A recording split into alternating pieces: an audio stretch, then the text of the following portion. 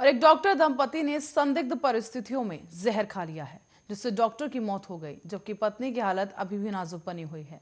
उन्हें एक निजी अस्पताल में भर्ती कराया गया है। सूचना पर पहुंची पुलिस को घर से किसी तरह का कोई भी सुसाइड नोट नहीं मिला है। इस दौरान आपको बता दें कि एक सुसाइड नोट पुलिस ने तफ्तीश के बाद बरामद किया, जिसमें अपनी मर्जी से आत्महत्या करने की बात लिखी हुई थी। हरिद्वार से फोरेंसिक टीम को भी मौके पर बुलाया गया, जहां टीम ने पहुंचकर छानबीन की और पुलिस डॉक्टर के बेटे से भी घटना की जानकारी ले रही है। पुलिस के अनुसार सिविल लाइंस कोतवाली क्षेत्र के सोलानीपुरम निवासी डॉक्टर सुदेश कुमार का रुड़की में गणेशपुर में एक क्लिनिक है। घर में वो अपनी पत्नी सुमन देवी के साथ रहते थे और उनकी बड़ी बेटी विदेश में रहा करती थी। साथ ही उनके छोटे बेटे वैभव कुमार मर्चेंट नेवी में हैं। वैभव पिछले 1 महीने से छुट्टी पर घर आए हुए हैं। बताया जा रहा है कि रविवार को वो सुबह की सैर पर गए थे। वापस आए तो घर का दरवाजा अंदर से बंद मिला। उन्होंने आवाज लगाई, लेकिन कोई जवाब नहीं मिला। अनहोनी की आशंका होने पर उन्होंने पुलिस को सूचना दी। पुलिस मौके पर पहुंची और दरवाजा तोड़कर घर में प्रवेश किया गया। घटना की जांच के लिए फिलहाल हरिद्वार से फोरेंसिक टीम डॉक्टर के घर पर मौजूद है और कोतवाली प्रभारी देवेंद्र सिंह चौहान ने बताया है कि डॉक्टर के बेटे से जानकारी ली जा रही है। आत्महत्या के पीछे की वजह क्या रही होगी, शव का पंचनामा भरकर पोस्टमार्टम भी कराया जा रहा है। सुसाइड नोट की हैंडराइटिंग की एक्सपर्ट से जांच कराई जाएगी और इस मामले का जल्द ही खुलासा किए जाने की बात कही गई है।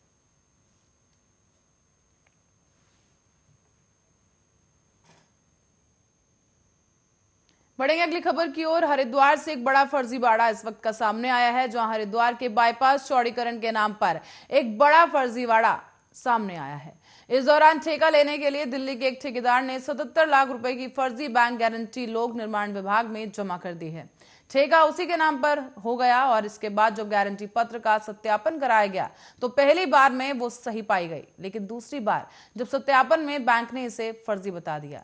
इस आधार पर ठेकेदार के खिलाफ कैंट थाने में मुकदमा दर्ज कराया गया है। तो वहीं लोक निर्माण विभाग की अधिशासी अभियंता रचना थपलियाल ने कैंट थाने की तहरीर दी है और इसके साथ ही उन्होंने पुलिस को बताया कि हरिद्वार बाईपास आईएसबीटी के रेलवे क्रॉसिंग तक का चौड़ीकरण होना था। इसके लिए मार्च 2021 में एक टेंडर जारी किया गया था।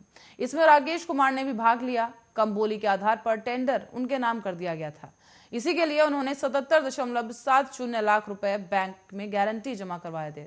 इस दौरान इस बीच 13 अगस्त 2021 को सत्यापन के लिए बैंक को ईमेल किया गया। शुरुआत में बैंक की ओर से जवाब आया कि 7 अगस्त 2021 को ये गारंटी जारी कर दी गई, लेकिन अधिकारियों ने जब इस मामले की आगे जांच की तो इस बड़े फर्जीवाड़े का खुलासा हुआ और ठेका निरस्त कर आरोपी के खिलाफ कार्रवाई शुरू कर दी गई।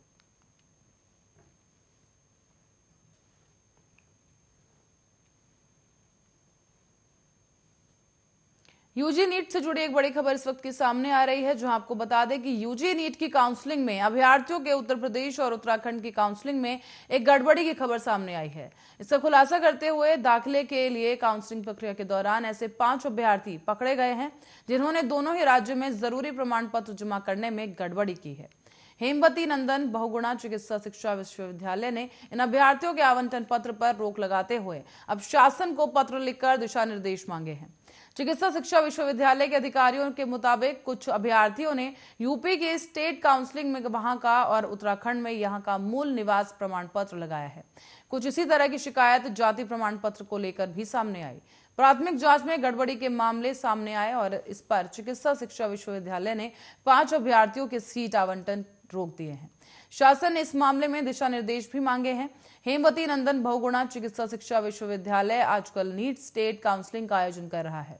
सरकारी और निजी कॉलेज में एमबीबीएस बीडीएस के दाखिले के लिए ऑनलाइन काउंसलिंग की जा रही है। प्रथम चरण में सीट आवंटन की प्रक्रिया पूरी हो चुकी है और दाखिले 7 फरवरी तक किए जाने हैं। इसी बीच विश्वविद्यालय प्रशासन को कई अभ्यर्थियों के मूल निवास, जाति प्रमाण पत्र जैसे तमाम जरूरी प्रमाण पत्रों के बारे में जानकारी मिली कि वो गलत जानकारी के आधार पर काउंसलिंग में शामिल हो रहे हैं, जिसके बाद विश्वविद्यालय की पड़ताल में ये बात साबित हो गई और ऐसे में स्वाभाविक तौर पर दोनों जगह लगाए गए प्रमाण पत्रों में एक जगह के प्रमाण पत्र फर्जी पाए गए।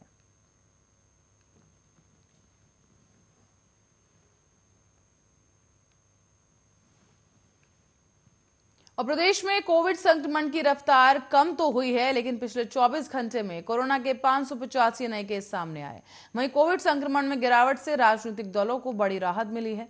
चुनाव आयोग ने गाइडलाइंस में बदलाव किया और अब 1000 लोगों की शर्त हटा दी गई है।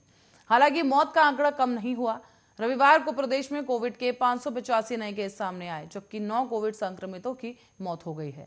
इधर देखा जाए तो करीब 1447 मरीजों के ठीक होने के बाद प्रदेश में कोरोना के 15,712 एक्टिव केस रह गए हैं।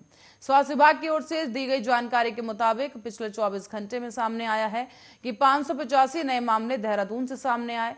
सर्वाधिक 274 हरिद्वार में सामने आए हैं, 64 चमोली में 54, रुद्रप्रयाग में 38, पिथौरागढ़ में 33 मामले शामिल हैं। और इसके अलावा अल्मोड़ा में 5, बागेश्वर में 6, चंपावत में 3, पौड़ी गढ़वाल में 21, टिहरी और उधम सिंह नगर में 16 और उत्तरकाशी में 27 नए कोरोना के मामले सामने आए हैं। तो वहीं देहरादून जिले में रविवार को 9 कोरोना संक्रमित मरीजों की मौत हो गई।